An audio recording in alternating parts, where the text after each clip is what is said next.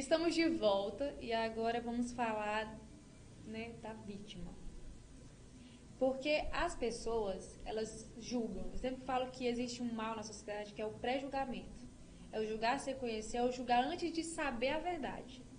E quando acontece esse tipo de abuso, a vítima, a criança ou quem sofreu, ela sempre fica acuada.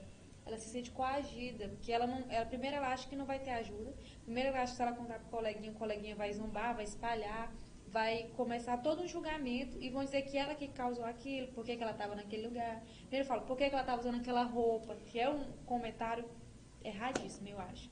Como é, assim, a vítima? O Bruno é psicólogo, como eu já disse, então ele acompanha esses casos, certo? Sim. Olha, eu vou citar um caso que é até para desmistificar que nem sempre acontece dentro do ambiente familiar, mas eu já atendi um caso em que foi um vizinho, né, que foi o abusador. Então a criança, ela as roupas foram rasgadas e aí esse vizinho acabou tendo o coito, esse ato sexual com essa criança.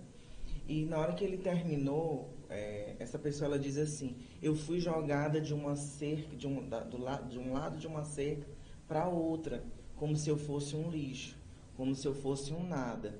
E aí eu saí com as minhas roupinhas e acabei enterrando, porque eu fiquei com medo dos meus pais. Então até hoje os pais não tiveram conhecimento de que um vizinho abusou da própria filha deles. A roupinha, ela relatava que estava cheia de sangue, e aí se abriu ali uma forma dela enterrar aquele trauma, aquele sentimento, mas é algo que precisa ser trabalhado para o resto da vida, até porque é construído socialmente uma culpa para essas pessoas, uma responsabilidade muito grande que não compete a elas. O agressor, ele é responsável. Ele é que é a pessoa que tem aí um desvio sexual, que tem um tipo de parafilia. E isso é considerado aí pela Organização Mundial de Saúde. Então a gente precisa levar em consideração que a vítima não tem culpa, ela precisa de acolhimento, ela precisa de ajuda, e isso precisa ser respeitado. A sociedade, ela precisa compreender que essa criança e adolescente precisa ser acolhida. As pessoas, elas julgam muito a criança, a pessoa abusada, e eu acho que todo mundo já passou, assim, de certa forma, uma situação que o abuso em si não precisa necessariamente ou haver a penetração. Sim, Ela começa com uma carícia, né? Como o Bruno já disse, com presentes. É uma forma de vir atraindo a criança para perto. sim. E aí quando já tem essa confiança estabelecida, Gabriele, ele vai começar a utilizar algumas falas que são mais agressivas, né, que vai induzir a criança a cometer o ato junto com ele. Ameaça a mãe: vou matar tua mãe, eu vou te matar, você não vai sair vivo daqui. Então existe algumas falas também que acabam se tornando muito agressivas, e por medo essa criança acaba realizando aquele desejo doentio desse pedófilo. Já aconteceu uma situação parecida com uma pessoa próxima a mim. E eu relatei pro Bruno que eram pessoas que conviviam com a gente, eram crianças, né? Eu acho que eu tinha uns 13, 12 anos e ela era mais nova do que eu e eles também eram mais novos. E eles eram crianças, então é da onde você menos espera, não é uma coisa planejada. Na maioria das vezes, do nada acontece. Então, eu acho que é por isso que eu acho importante ter essa preparação, ter essa conversa em casa antes. Que é para o choque vai ser grande, não tem o que fazer. Mas de certa forma para ir já ajudar, para dar um auxílio àquela pessoa, né? E nessa questão ele ameaçou dizendo que ia matar ela, ia procurar ela onde ela tivesse. E ela ficou impressionada com aquilo, porque no momento ela já estava tão frágil que quando ele disse que ia procurar ela, que ia matar ela, ela se fechou. E ela falou pra mãe dela, e a mãe dela ficou com medo também e acabou não abordando, não levando isso à frente, à justiça, ou levando a menina a um psicólogo. E isso, de certa forma, reflete até hoje nela. Eu não cheguei para perguntar, né? Porque ela foi embora. Mas eu vi que ela teve uma mudança brusca de personalidade depois do acontecimento. acaba acontecendo aí um adoecimento. A gente pode dizer que esse processo, essas contingências, essas vivências que ela teve, que foram muito frustrantes, traumáticas, ocasionou aquilo que a gente chama de psicossomática. Então, o meu emocional, ele não suporta aquelas informações, ele não aguenta, os pensamentos acabam ficando muito acelerados e aí acaba recaindo sobre o corpo de alguma forma. O corpo, ele adoece quando a gente não fala sobre determinada dificuldade, que é o que pode acontecer com muitas pessoas, muitas crianças e adolescentes que são abusados sexualmente. Aí a gente pergunta, por que que a maioria hoje dos jovens, das pessoas que eu atendo em um dos meus ambientes de trabalho, são crianças, são adolescentes.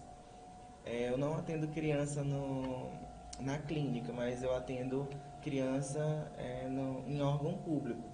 E aí tem ido bastante essa faixa etária. Então, os pais eles precisam estar alertas e se perguntando o que está acontecendo. Que às vezes pode ser um caso de abuso, né, como muitas vezes eu já atendi, de que eles nunca tomaram conhecimento, que a filha ou o filho foram abusados sexualmente. Tem muitos que sofrem esse abuso muito novo, aí muda de repente a personalidade em casa, o pai não entende, a família não entende, às vezes se torna agressivo, vai se tornar agressivo, né? Se torna agressivo, e aí com o tempo, assim, muito tempo depois, é que talvez essa pessoa vá falar isso à família, mas eu acho muito complicado, porque às vezes ele tá com medo de ser julgado. Eu falo assim, por exemplo, eu de uma forma, aí a pessoa vai me chegar de outra forma, por exemplo, ou vão ficar com dó, ou vão me culpar, ou vão dizer, por que tu não fez nada, por que tu não falou pra gente? Porque tem muitos pais que quando a criança pode chegar a relatar, fala assim, por que tu não contou antes? A gente tinha ajudado. Não sei, sempre fica aquele questionamento, o certo não é esse, né? Sim, justamente por a criança ela não sente essa confiança porque é alguém lá de dentro. Então, para quebrar isso, precisa às vezes de alguém que não esteja dentro desse contexto familiar. Porque aí o provedor, ele é o agressor, às vezes o contexto familiar, ele oprime mais ainda essa criança e adolescente com medo de expor essa família, né? Porque, como eu falei, geralmente são famílias que têm um poder aquisitivo muito grande, que têm aí o controle familiar. Então, essas pessoas, elas são mais propícias e um comportamento mais potencializado para surgir um possível agressor. Tem situações de abuso que já são, por exemplo, às vezes é parente, às vezes pode não ser, que é de vender a criança. Isso eu já vi algumas notícias e felizmente está ficando muito rotineiro esse tipo de notícia, que é falando que foi descoberto um tráfico, estão vendendo a criança, não sei o que, a mãe que está vendendo para poder pagar o aluguel, ou a mãe que está tendo. Eu vi uma matéria que era no Pará até, que era de uma assistente social, que ela estava falando sobre isso. Ela estava vendo psicologia para ela dar um auxílio melhor àquelas crianças que ela disse que as mães vendiam, ou os pais, quando a filha chegava até uma certa idade, tipo 12 anos, que não tinha um corpo, mas já estava assim, mais ou menos, estava formando, né? Não estava formado, mas já estava mais ou menos assim. Eles assim, agora já está na hora de ir. E era R$ 10. Gente, R$ 10. Estava vendendo a criança por R$ 10. Como que fica a mentalidade de uma criança dessa? Numa situação dessa, de onde a pessoa que tem que acolher, cuidar dela, está vendendo a pessoas que ela nem conhece. E aí é o que diferencia um pouquinho, aí já é uma exploração sexual.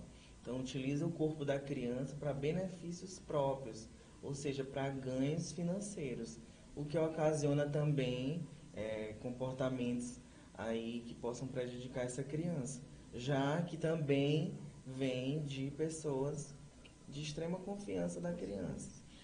Muito bem. Falar mais uma coisa, Bruno? Não, só é o terceiro caso, né?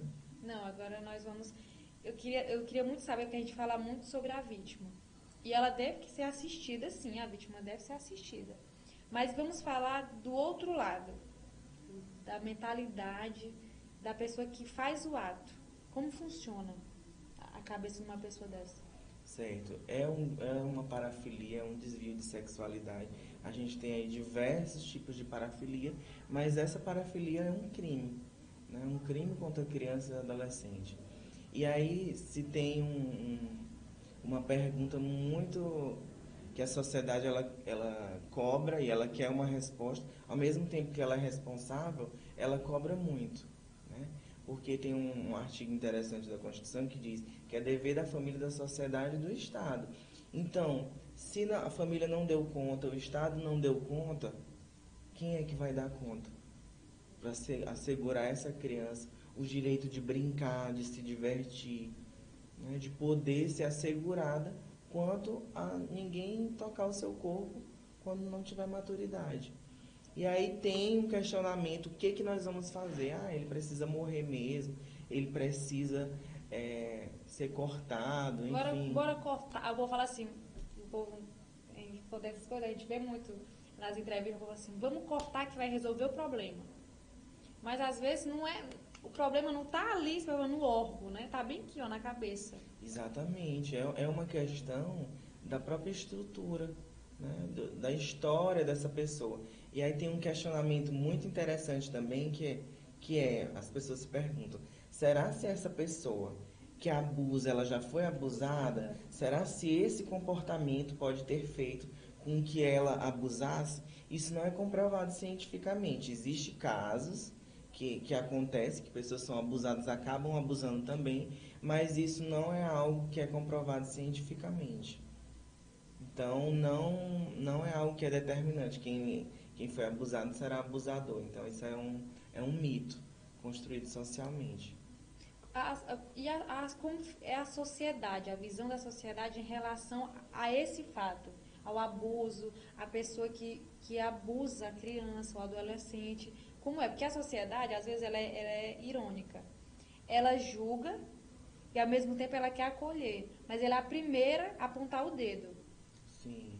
E aí a gente pode se remeter ao caso da Araceli, que foi a menina que foi morta, que muitas pessoas da sociedade se comoveram. E algumas pessoas que se comoveram, que se envolveram no caso, acabou morrendo. Então a sociedade ela acaba tendo, ela quer contribuir, mas ela não tem um respaldo. E aí quando eu falo dessas esferas da sociedade, da família e do Estado, às vezes o próprio Estado ele não dá um aparato social e de seguridade mesmo para que essa sociedade ela se manifeste de uma forma mais acolhedora. Então essa sociedade ela não tem segurança, ela não se sente segura em se manifestar.